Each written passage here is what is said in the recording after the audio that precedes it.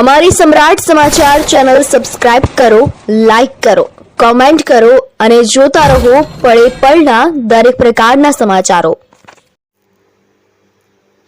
તળાજાથી ભાવનગર જતા Somnath national highway ઉપર આવેલ જયજનની વિદ્યા સ્કૂલ ખાતે જવાહર નવોદયની પરીક્ષા આપવા આવેલા વિદ્યાર્થીઓનું કુમકુમ તિલક કરી અને શુભેચ્છા પાઠવવામાં આવી.